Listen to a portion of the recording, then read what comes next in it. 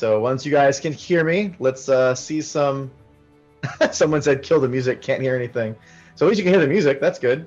Give me 1 second, guys. We're getting this thing going here. I see faces. Someone has to say hi. Once I hear a hi that the audio is good, we will get started. This is that fun waiting game. I see one person responding. There we go. Hooray. Everyone can hear me. Iron Knight's on. Awesome. So everyone, welcome to DevStream number 10 for Knights of Honor 2. We're really excited to be back and chatting with you. I think we're always really excited. I need to come up with a new word. But we're very happy to be with you today. We have a lot to go over. I am joined by my good friend Alex yet again. Alex, say hi to everybody.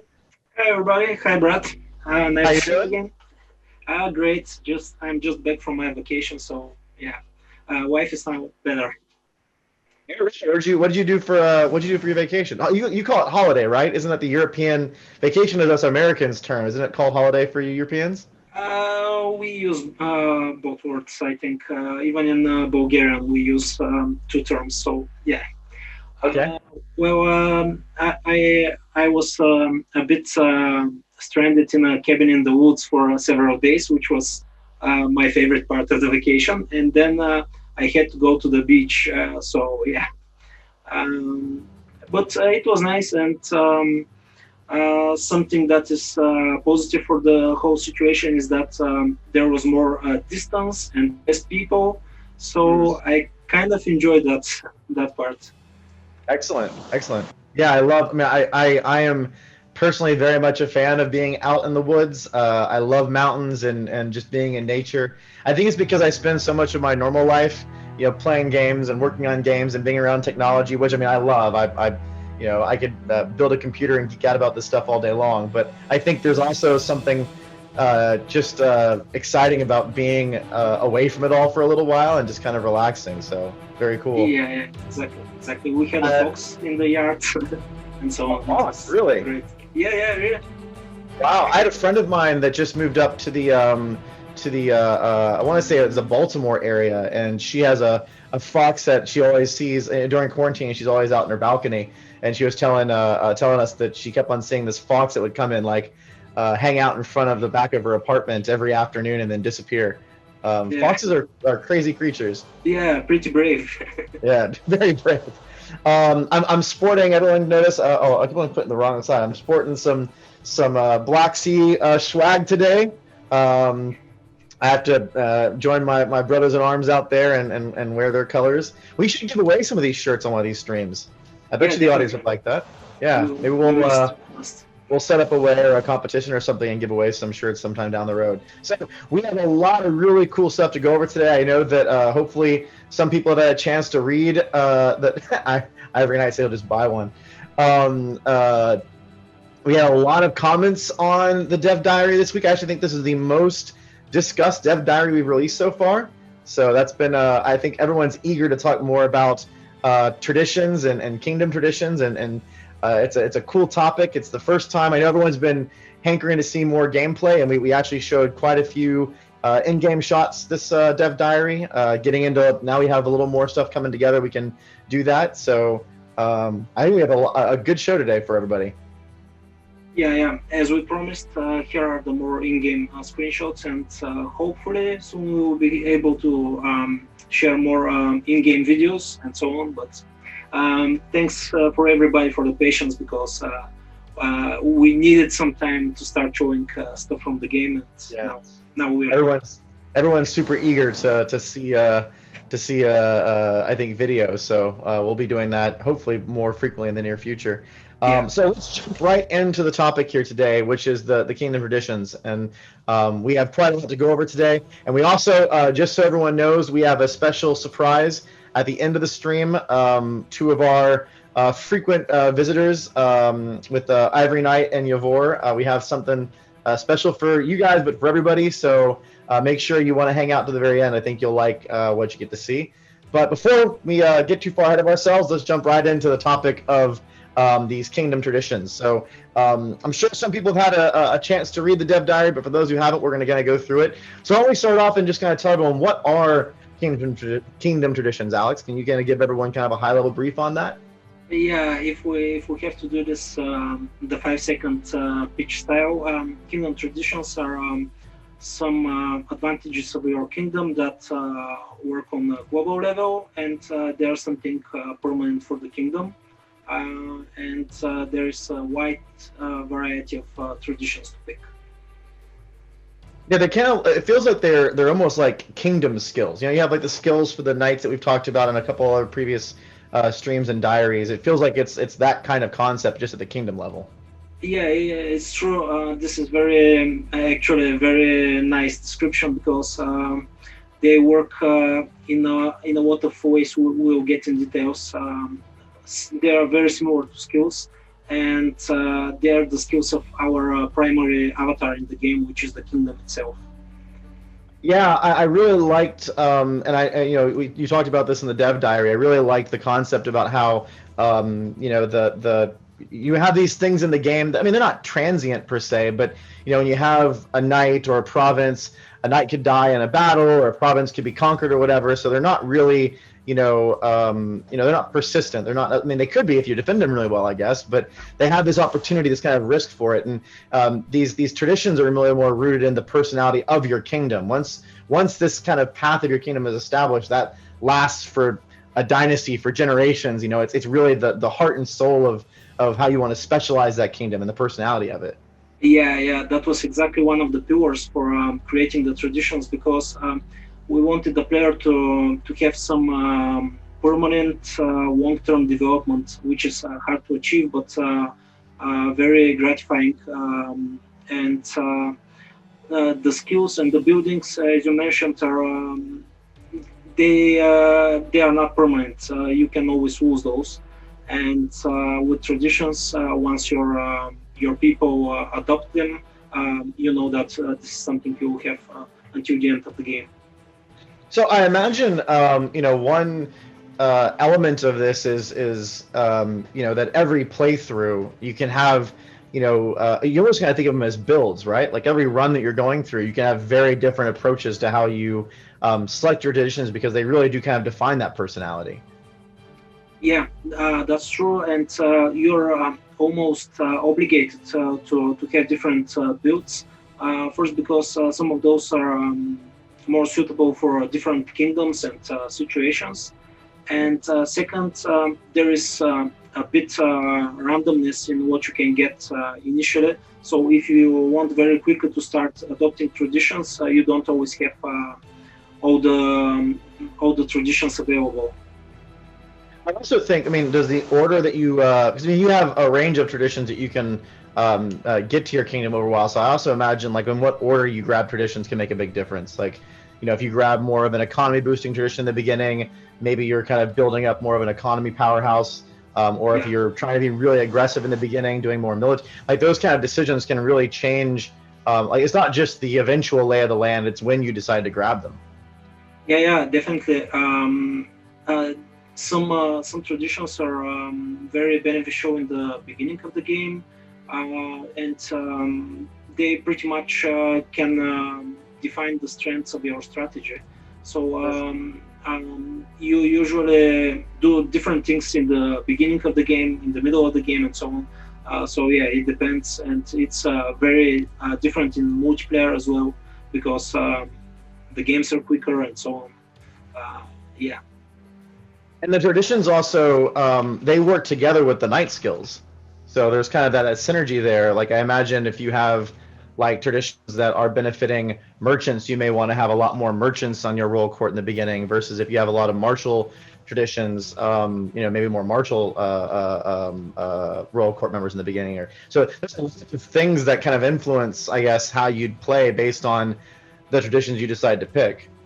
Yeah, that's true. Actually, this is the cherry on top for me for the whole system, the traditions and the skills, because for me it's just one system. They are very connected, and it's true that certain traditions can boost your builds for different combinations of knights. But sometimes, for example, some cleric traditions can boost a strategy with a lot of marshals, because you need more conversion of lands and so on.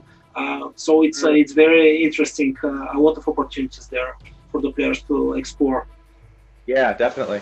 As we're going through here, like I said, we have a lot of questions from the community on the forums this time around, so we're gonna probably move a little bit faster through the normal part of the stream so we can get to all those questions, because there seems like a lot of conversation. But as we're going, if you have questions that are coming to your mind, please pop them into chat. I have someone, Elena, from our production team is in the background capturing those questions, and we're also going to cover those at the end too. So we're going to have some cool time at the end for questions, and we'd love for you to join our community and help. Like I said, a lot of cool conversation this time around. It's community.knightsofhonor.com. We'd love to have you join. We post the dev diaries there every 3 to 4 weeks, and it's be awesome time to get involved in those talks. So why don't you tell us about how the traditions are unlocked? Like, you have these tradition concepts, how do you get access to them? I just want to mention that we are still debating over some ideas, and some are already implemented, and we are certain that are going to stay. So I will start with the most significant and basic ways to get traditions. And the way I think right now. Yeah, and this is having one of your knights mastering that tradition to level 3. The traditions correspond to the skills. If there is a skill for something, that means there is the same tradition, and you need a very proficient knight to help adopting the tradition, to enable the adoption of the tradition. And the best way to do this right now, the quickest way, is using the king, because every time a king learns the skill, he directly gets it on level 3. So he's always the master of his skills. And that means that your king very easily shares his knowledge and can turn into tradition of the whole kingdom. And it's actually, I'm glad you started with this. And for the guys, for everyone listening, I shouldn't say guys, everyone listening, this is an area that I would love, or we would love to get feedback from you on, because it's, Alex knows, because I submit, feedback on the build and things that we're designing and discussing. And this is a piece that we've debated about a lot, because like Alex mentioned, right now traditions are unlocked if you get a knight to level 3, and that's kind of the way that it gates it. And that works really well. It's actually kind of exciting because it kind of is based on your growth. But we've been brainstorming and trying to experiment with other ways that maybe we allow traditions to be unlocked, and we haven't really settled in on we've had a couple of different ideas thrown out there. We haven't really found anything new that's been like, oh, that's a really cool idea, we should try it that way. So for all of those okay. For example, before you do, I like to say though, I'd love if you all have cool ideas, or you have you played Knights of Honor, the first one, you're understanding how the tradition thing works. We'd love brainstorms from our community too, because we're really looking for, there's an active conversation right now on different ways traditions could be unlocked. We don't know if we're going to change it, it's still being discussed actively, but it's an awesome opportunity for you guys to play designer and maybe give us some suggestions on how you think traditions could be unlocked, and we can use those as reference points. So we always indeed listen to such ideas, and we're very open for implementation of new stuff right now. So that's absolutely true.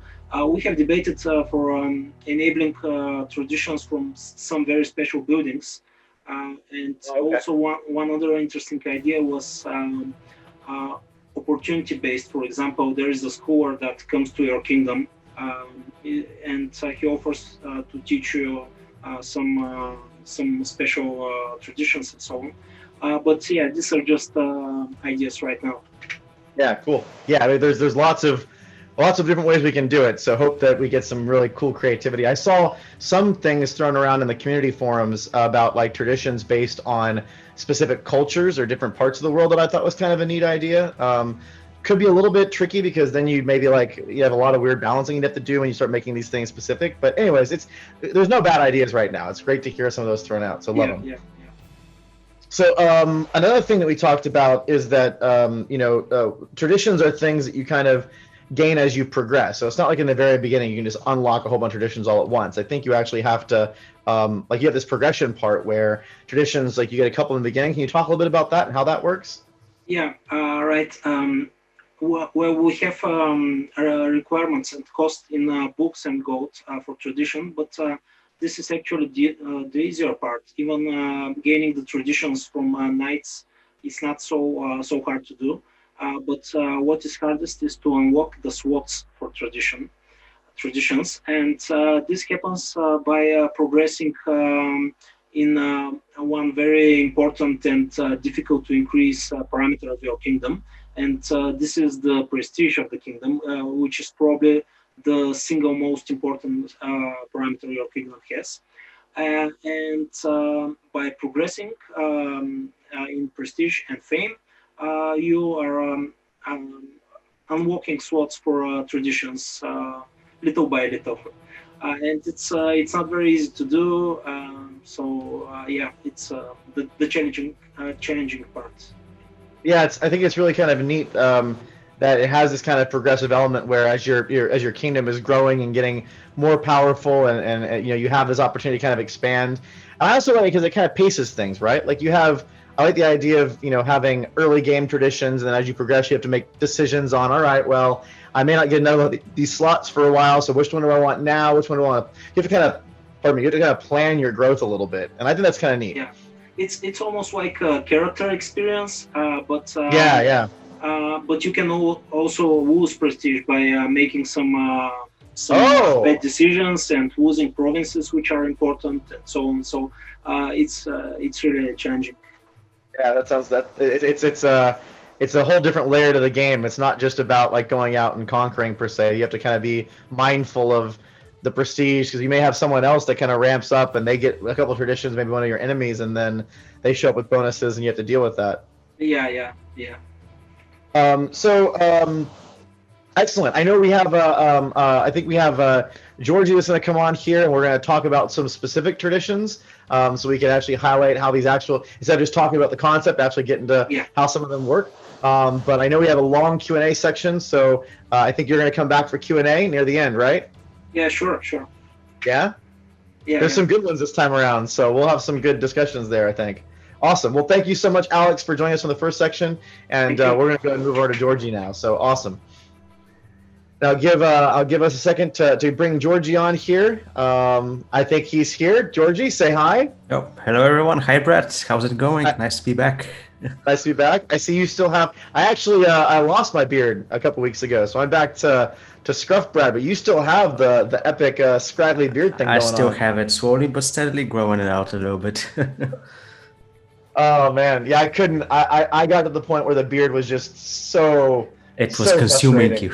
Oh my God! It was. Yeah. I think it was the point where I'd been trimming it and whatnot, but I would eat and like my beard would curl into my mouth while I was trying to eat certain foods, and I'm going. Oh, that's the worst. I know. Yeah. It's obnoxious. You don't want to eat hair while you're eating food, and that was it. I was done. I'm like, forget this. Time to go back to scruff Brad. Soups are the worst nightmare for beards. Really? Yeah, it's a difficult wife, that is. I don't know if I ever. Is that because you get the soup in your mustache? In the mustache, yeah, that's the worst. I didn't even think about that. I don't know if I don't really eat a lot of soups at home. Like I would eat I love clam chowder and chili, I guess, but I never really noticed it getting caught in my beard. Man, that sucks. Yep. Yeah, I love this is the arbitrary. I know this is a Knights of Honor 2 stream, but we have to have a little bit of beard talk. It is like beard quarantine. I think I've seen more people growing beards during this quarantine than I think I've ever had in my entire life. Definitely. Well, I guess we can tie it in as well because we have a skill called Charisma, which Icon right now we're working on making it a beard, like bigger and bigger beard. So yeah. Oh man, yeah. I don't know. Well. I think there's isn't there like I think there's different it's like in the beginning the beard looks good and then it looks bad and then it looks good again. It goes through different phases of beard growth. So maybe charisma, like it's almost like a leveling system, whereas your beard length equals but you also lose charisma at one point, then you can get a bonus and get past that. But survive the bad part of the beard to make it to the good part of the beard where you really get the charisma boost. Yeah, we haven't gone that much deeper into it. Well, let's enough beard chat. I know everyone loves us just geeking out about our own stuff, but we'll get back to the game. Yeah. So Alex walked us through quite a bit on the tradition side, and we were talking about how these kingdom traditions are unlocked. And for those, but I think it's actually I don't think it's much more interesting, but I think it's really cool to talk about the specific traditions and how you can play with them. So now we're going to spend some time going through those specific ones. And we did talk about some of them on the DevDiary. I think we're also going to talk about some other ones here during the chat. So the first one we want to highlight here is this Calvary tradition, which is I think the one that is in that screenshot from the DevDiary. It has some of the values there. Maybe you can talk us through a little bit about what this tradition is and how it works. Yeah, definitely. It's I think it's one of those traditions that it's not what I would pick super early on in the game, because in general, I mean, cavalry is a bit more expensive to produce, so you wouldn't start with making cavalry units. But it's definitely one of those skills which is nice to keep an eye on if it goes into one of your knights, or if your king gets it. It's a useful one because from the beginning it looks a bit simple but it's really straightforward and powerful, because plus 10% maximum attack on mounted units is pretty epic, to be honest. And as you can see from the screenshots, there's also a few interesting things called tactics. So we haven't really talked about it at all for now, up until now, for the tactics, and still we have yet to reveal what they really do. But the gist of it is that they work in simulation. So you can choose a tactic, you go in battle, and basically it's one of those moments where, if you think about historical battles where this certain move from the commander changed the outcome of the battle, you can envision tactics of something along those lines. It can change the battle. It's not so powerful, but it definitely has a place in the beginning of it. Awesome. Yeah, I think we'll talk about tactics more in detail later on. By the way, big thanks out to the guys who caught the typo in the screenshot. We actually talked about fixing it, and I decided to leave it because it's this is one of the it's actually it makes me excited that it furthers the pitch that we definitely should do a closed beta of some type and get some fans involved, because if we get involved, you can find chance and kill instead of chase and kill. It's a good catch, a good eye. So thanks for the guys who pointed it out. Do you think we immediately fix it in the game? Yeah, right. Do you think you can tell us a little bit about one of these two tactics and why it would be powerful? Why would getting this tradition make a big difference with those tactics? I think without going into too much details about tactics, I guess we can focus on maybe something like shock charge. Just theoretically, if you get shock charge at rank 3, it's interesting because it might hold some negatives on it. For example, if you decide to use it against an army that has a lot of spearmen, it might not be the best decision, because you're going headlong into them and things might be disastrous. And on the other side, the other army might be thinking, oh man, if he has this tactic, what am I going to do? So I might pick something different that is given from a different tradition or different skill. And I think this is a good example that of how situational tactics can be. Determines that depending on what armies you're fighting against and what territories you're fighting on and stuff like that. It seems really cool that these traditions can just expand so much of the gameplay. So if you're a cavalry heavy player and you want to use cavalry in a specific way, your kingdom is maybe like horse riding. That's the personality of your kingdom. You go and adopt the cavalry tactics and the traditions, and then you can be more flexible with them. And then if an enemy is facing you, they have to react to that. They can't just they have to once they notice that you're taking that tradition, you're much more powerful with cavalry units. Maybe they have to switch their their approach and build more spear units or whatever. It adds so much more dynamic gameplay, I think, when you're making those decisions. Yeah, definitely. If you play like Steppe Kingdom or Mongolic Kingdom or whatever, and you know that your territories have a lot of cavalry units in them, it's something worthwhile picking up. Yeah, I know in the screenshot we also had that first aid one that you didn't talk about in the DevDiary. But that's another really cool one. I personally like the ones that reduce attrition to my forces. First aid is awesome. Yeah, it's it's one of those skills that we were debating if we should put as a screenshot, because there's some information that, like, all of these screenshots we're putting out, there's little tidbits of information that people are gonna think about. Hey, what is this like? What might this work? What will it work like? So we're just teasing a little bit. That's why. See, they know once we start showing more gameplay footage and screenshots, they're gonna sit there and dissect every little bit and find out more stuff. And they're already doing it, right? Yeah, definitely. But it's an interesting tactic. Yeah, good. Sorry. Oh, sorry. I was going to say it's an interesting tactic because it kind of it doesn't drastically change the gameplay, but it really adds a layer where, like, for example, the first note, which is percentage of the casualties are converted to wounded. That's a pretty big safety net to have, especially if you have a knight who is important to you, who you've leveled up a bit. Maybe it's your king.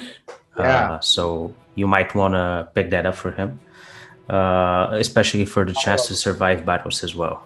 Yeah, that's the part that I love the most, because I'm a little bit of a safe player. Like when I play grand strategy games, I wouldn't say I'm a turtler, but I like to expand once my territory is safe. I'm very much like, the slow and movable wall that you just can't crush through. And I always am hesitant to use a king marshal. I mean, king marshals are so powerful, but I'm sitting there going, man, if I make a mistake and I get myself into a bad situation, then my king is dead. But having, for someone that maybe wanting to be a little more safe, being able to take that first aid skill or tradition, make that my kingdom's tradition, and then I can actually use king marshals. I can have my princes be marshals, get marshal skills, and maybe put them on the battlefield a little more aggressively without having to be as scared that they're not going to make it through, which is really neat. There's another thing in that tooltip for first aid that I'm sure some people notice, which is that it's not that it just benefits combat.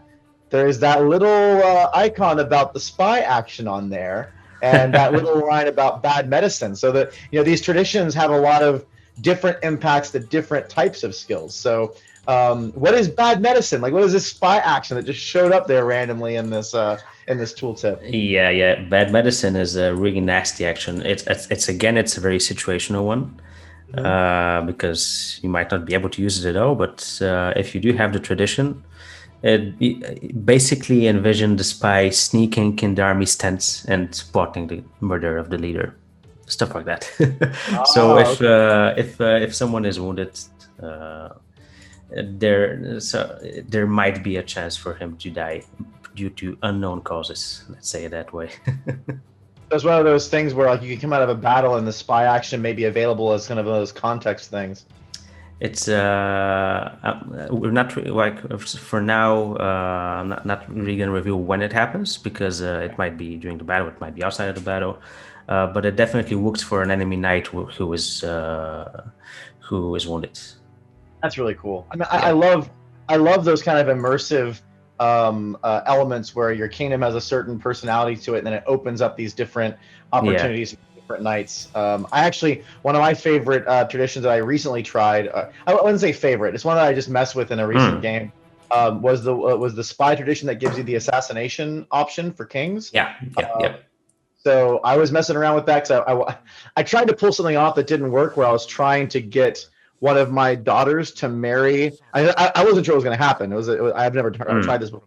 So I was trying to get one of my daughters to marry a kingdom's king, and then I was going to assassinate him and see what happened. Like, do I get free ownership of the kingdom? Do they go into, like, what happens? I wasn't able to pull it off because those guys were kind of mad at me, so they wouldn't accept my marriage proposal. I refused to use debug cheats to make it happen forcefully. So I ended up just assassinating the king anyways, and I spent a lot of time, like, making this spy very powerful. He had a lot of different skills. I had adopted the thing that helped those the traditions that helped those success chances. And then I rolled the dice and tried it, and it worked. I killed the king, and his son had to take over, and it was just fun. And I like those kind of, like, opening up those gameplay options with the traditions that you adopt. They just seem really cool. Mm-hmm. Yeah, definitely. Assassination not only gives you the option to kill the king or the queen, but it also boosts the success chance for those things. So it's somewhat of a vital skill and tradition if you want to really go crazy and control the fates of those who rule everyone. It's a very evil tactic, but it's both offensive and defensive, because the nice thing is that it also decreases the chance other spies murder your knights. So you can also get it from that point of view. That's what I think is kind of the balancing act of the traditions. When you look at a lot of the traditions, even right now, and we're still, experimenting and fleshing them out, there's a lot of like trade-offs. When I'm sitting there and trying to make a decision about a tradition that you want to use, you're like, well, man, I could get this tradition that makes me more protected from spy actions, and I can do spy actions, but then I'm not going to be able to, I'm going to fall behind in economy because I don't have the merchant traditions, or maybe I'm not as powerful diplomatically. So I mean, as an example, maybe if I had one of the more diplomat traditions, I could have convinced the guy to marry my daughter and then do the assassination. All those things could have worked together, but then your military is not as strong. So there's a lot of these kind of trade-off decisions that you're making as you're deciding which traditions you want. Definitely. I think it's a the dynamic aspect is really interesting, because you can change traditions, you can cancel them, adopt new ones, replace. And I think that should be a vital part of the strategy, because, I mean, let's not kid ourselves. When you start the game, perhaps you might want something that involves merchants because, it gives gold. But later on, when you're swimming in gold and you have so many provinces constructing so many things and buildings giving you gold and whatnot, I think that's the time when you can maybe switch around and get that assassination, get something different that's a little bit more risky. I mean, we have some traditions that also have negative effects on them. They're not a lot, but they do exist. And those negatives you could afford later on in the game, potentially. Interesting. Yeah, and by the way, hi, Abby Gamer. Welcome to the show. I love saying hi to people as they join. Ivory Knight asked a question I'm going to just answer right away, which he was saying, how quickly can you change traditions? Is there a waiting period? And from what I understand, you don't change traditions. Like, you set your tradition for your kingdom, and that's the tradition that you picked for that slot. Is there a way to change them? I don't think there is right now. Is there? You can switch them around. I mean, if you have the necessary resources for it, you can switch them up. Yeah. Okay. So you can rearrange your builds, but that's pretty expensive, though, a certain amount. Yeah, definitely. Yeah. So I guess it's more probably about the resources and the timing for how much effort you have to put in to try to like reorient your entire kingdom to be a different layout. Yeah, I mean, until you have all the slots unlocked and filled up, I don't think it's really useful to remove to switch to a tradition for another. And by the time you have all the slots, maybe you wouldn't want to shade them as well, or you might want to change them then. But still, it depends on how your playstyle changes and what the other kingdoms do. Because, for example, you might want to go into diplomacy, and you haven't slotted any diplomatic stuff, so you can just change that up. Yeah, I see some people in chat are talking about wanting a couple of these images as backgrounds, and I don't think we've done any image releases as backgrounds yet, but I know some people from the developer are on this channel. Maybe we could maybe what we'll do is we'll make a poll on the forums or something, and everyone can vote for which image they like as a background, and we can make a high-res version of a couple of them and offer them up. So the website, by the way, for our community is community.knightsofhonor.com. We'd love to have you guys come and join it. Maybe Alex or someone from the team that's listening right now, we can get a poll put up with a couple of background options, and the community can vote, and then maybe we can release a background for the next stream or something. I'm doing this ad hoc, right? I'm shooting from the hip, so I haven't asked Vesa or anyone if this is an option that we can do. But you know what? Whatever. Sometimes I have to surprise everyone and make them go crazy for a minute. So maybe we'll see if we can get the art team to throw a background together and do a vote. That'd be kind of fun.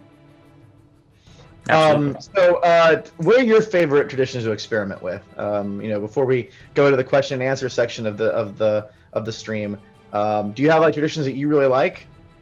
Again, it depends on what state of the game I am in right now. Like, for example, I really like to start out with stewardship, which we covered as a skill in the last stream. Sorry. Because it's pretty straightforward. I mean, you just get more governor bonuses. I mean, what's not to like? And every single knight you get gains something from it. It's situational depending on what class the governor is, but still it gives a default bonus to all governors, which is also nice. But I also like to experiment with stuff like we also mentioned Iron Fist as a skill, which is a really crazy tradition because it gives you minus happiness. Basically, it reduces the happiness of your kingdom because you rule with an Iron Fist and everyone hates you as your king. But then again, you get bonuses like you can increase your kingdom power, which we call Crown Authority now, for cheaper, less gold. And it's a powerful trade-off that can really mess with you late game, but it's a risk I usually take and it pays out. So Georgie likes to rule the Iron Fist. Well, until the rebels come and destroy you, but that's another story.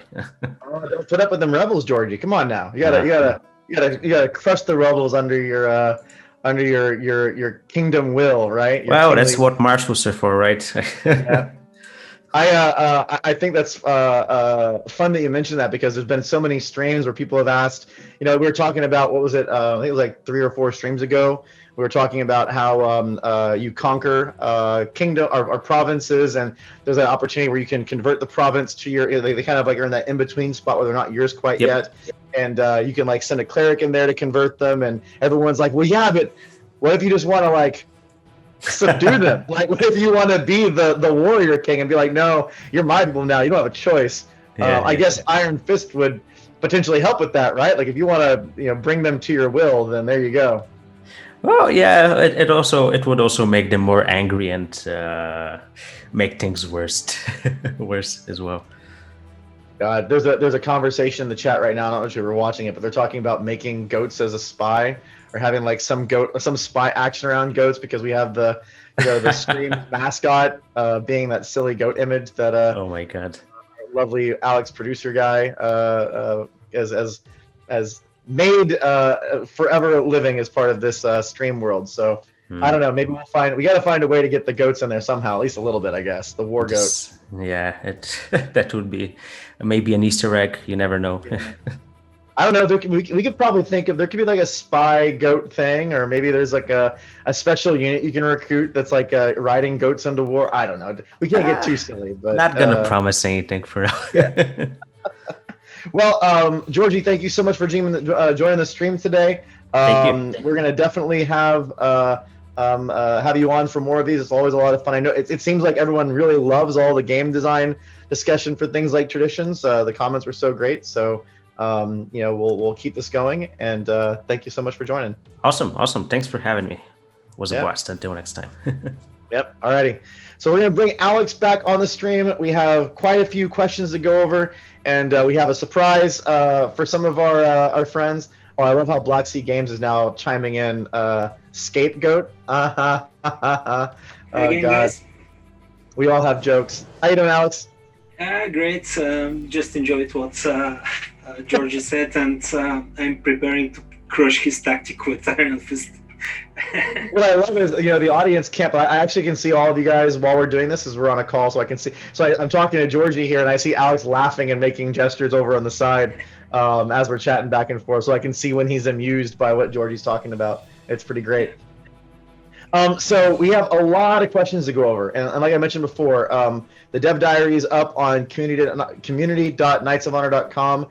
Some awesome conversations there, and I wanted to give us enough time. I cut the thing about 20 minutes early so we can go through these questions and discuss them, because I think there were some really good ones. But before we go into the questions, I promised a special treat for a few of our fans today. So Ivory Knight, he won the race this time around. He was the first comment and question on the Dev's Diary. I know him and Yavor were having a few fun competitions back and forth on who could post first. So I think before I say anything, Alex, why don't you set up what we're about to show? What have we done here for these guys? Well, we have prepared something very special for them, because they are special to us as well. And let's say that a picture speaks 1,000 words. So Yeah, Alex. So you can go, producer Alex. If you can go put that image up for a little bit. We'll talk about this for a second. So we're still experimenting with some of the technology. So these may look better. There's lots of new iterations we're doing on making these portraits come together. But we went ahead and made images of Yavor and Ivory Knight, I guess, from some pictures we got of them. So I find it very interesting. I don't know if you caught this, Alex, but on the chat. On the post on the forums for the DevDiary, someone made a comment. They're like, "Hey, doesn't that portrait up there, that screenshot, look a little bit like Ivory Knight?" And I'm like, "Oh my God, they're already noticing." So that's how clever our fans are. They picked that out. We even had a chance to show it, and someone already noticed that up there. And I remember Ivory Knight was like, "Oh my God, it does kind of look like me." Well, yep, you're 100%. It was you. We've now made images of both of you guys in the game. So awesome.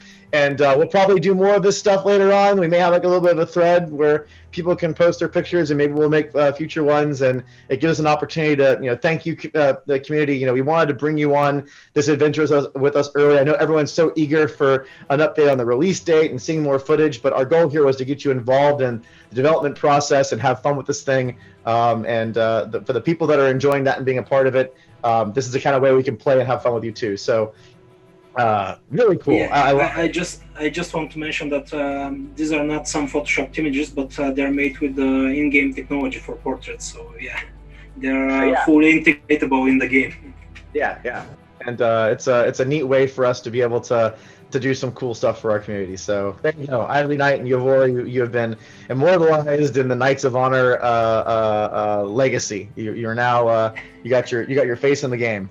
So let's go ahead and get into the questions here. And in true fashion, Ivory Knight got the first response, so I'm going to go through his questions first. So what he said, his first question was, do traditions relate to a nation's culture and religion at all? For example, are some tradition types more expensive to purchase if your nation is Islamic or Catholic, French versus English, or do all traditions have the same base cost and are simply large boosts to skills?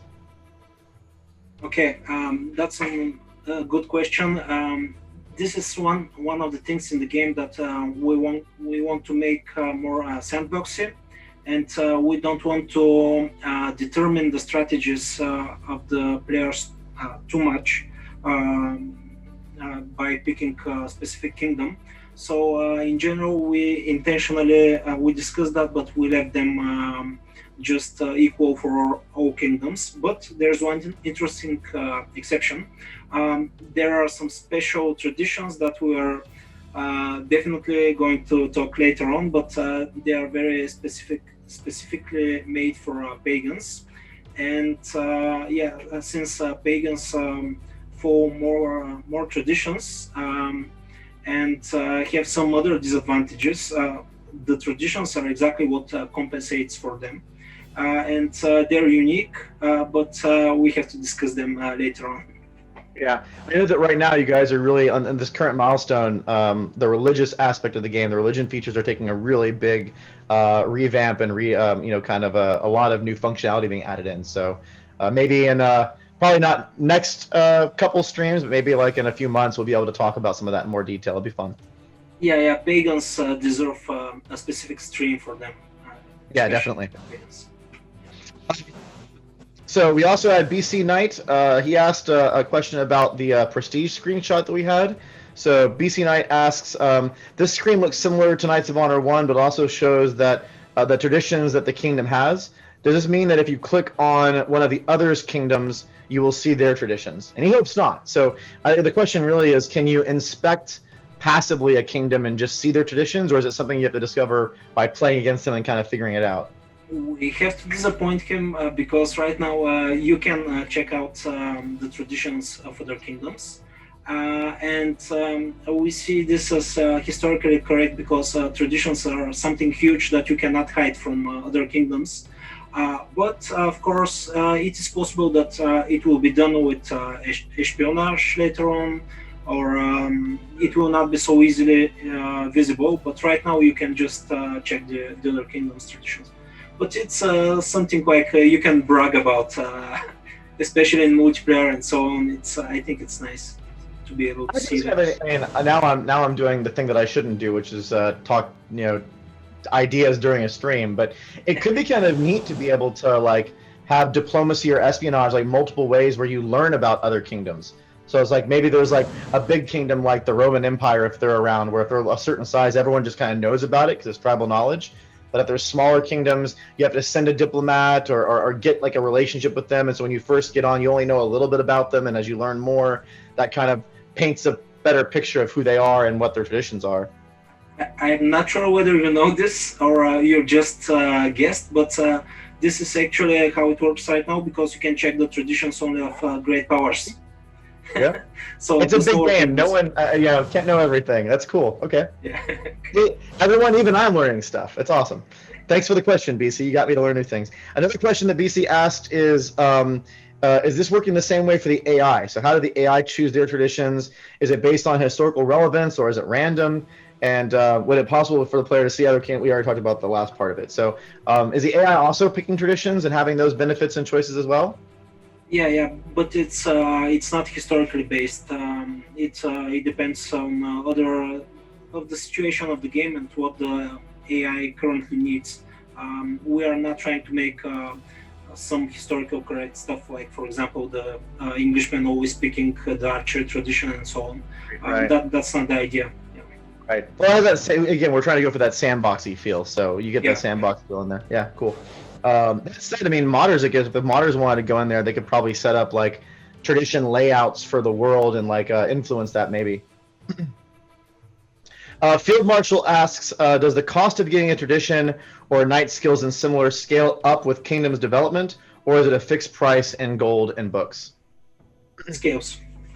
Basically, the bigger your kingdom is and the richer it is, it costs more to adopt a new tradition, which is logical because you have more people, more territories, and so on. Right. Cool. Templar Knight 633 says, I really enjoy this concept, so that's awesome. If you entirely conquer a kingdom, are you able to absorb any of the traditions that they had acquired during their reign? Also, can the tradition advantages of one nation be shared with vassal kingdoms, or does each kingdom have to earn their own traditions and skills? Right now, you cannot, but I must say that I love that idea, especially, for example, also royal marriages and so on. Can give you some possibilities in that direction to share traditions, and it's a great idea, so I will definitely discuss it. I'm all for it. That's nice. And this is where I think I want to iterate again. I mentioned this earlier on the stream, but I think it's really important. A lot of these systems are still being developed right now, and like we talked about earlier on the stream, we have a couple ideas. We have certain ways that things work right now when it comes to unlocking traditions, where it's based on the knight skill.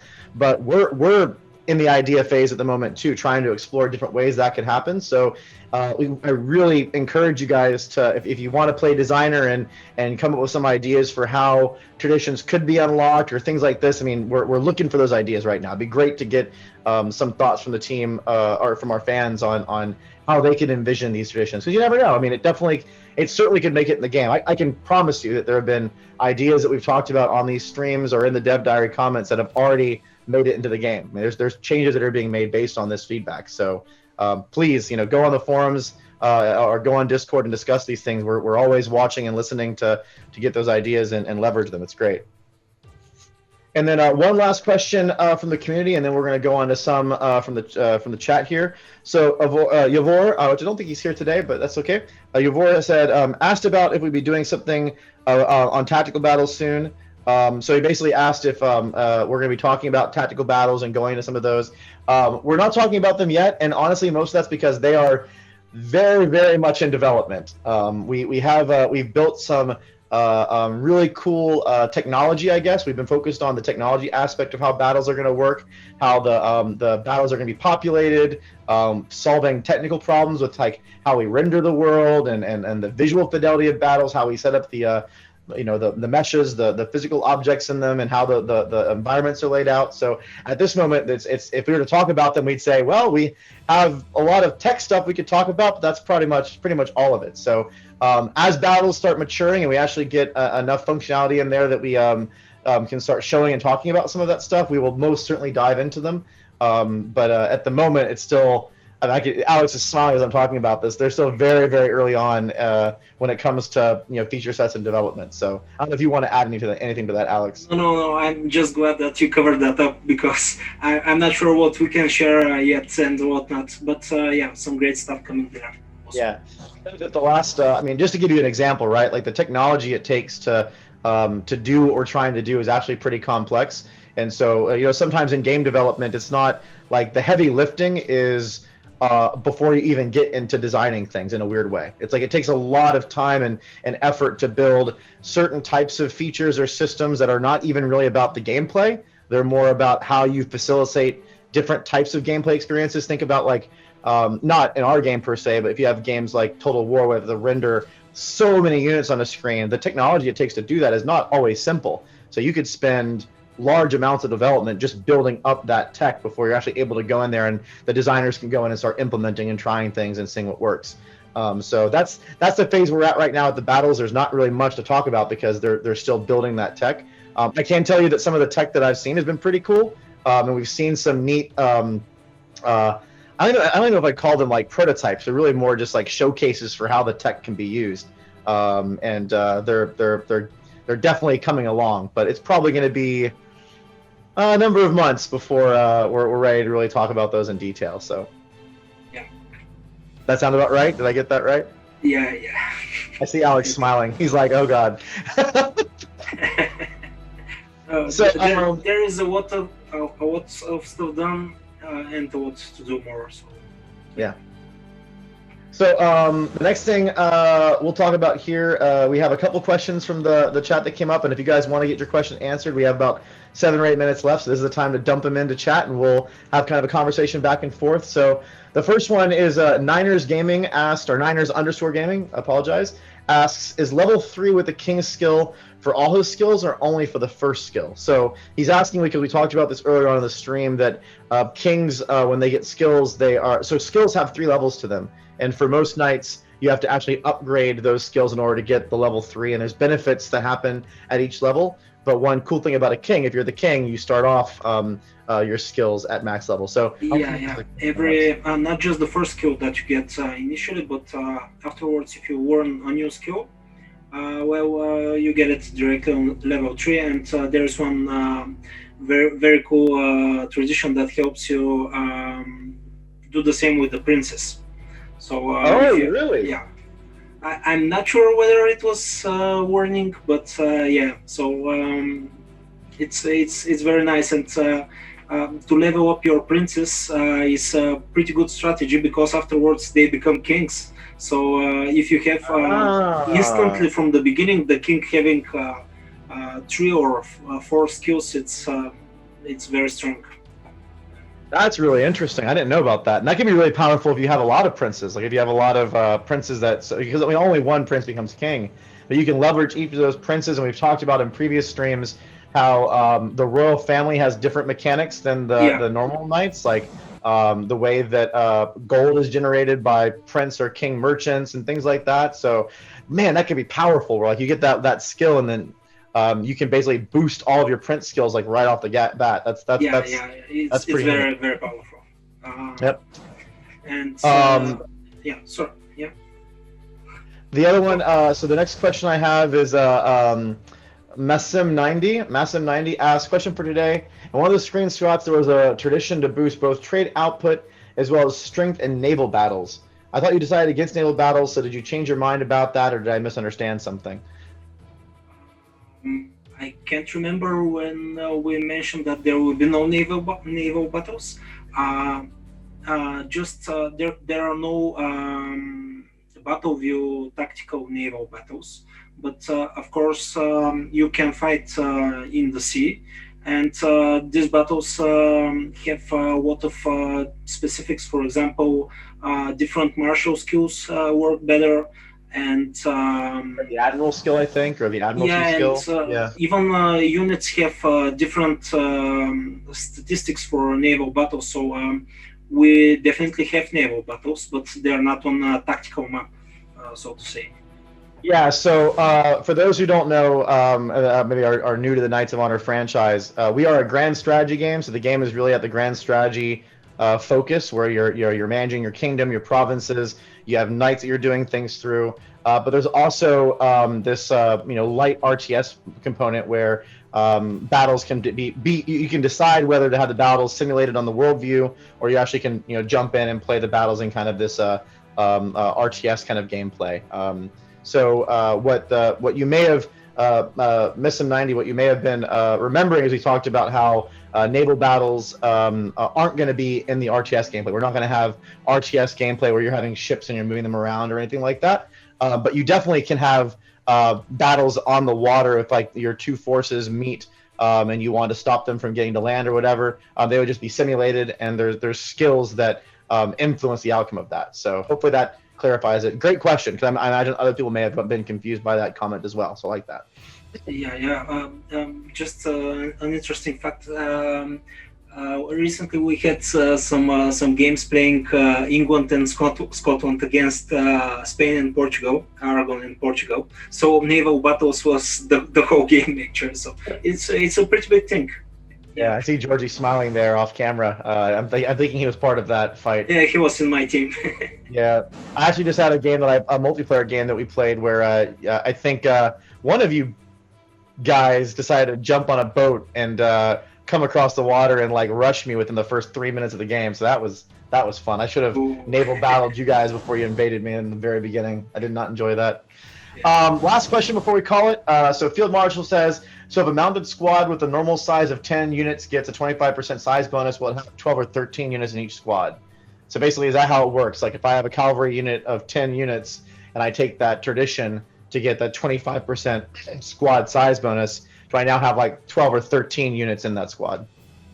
Yeah, this is how it works actually. These are not the exact numbers actually for the squad sizes and so on, but if you get that tradition, you have more units, which means more health of the squad and more damage. So it's very, very powerful bonus actually.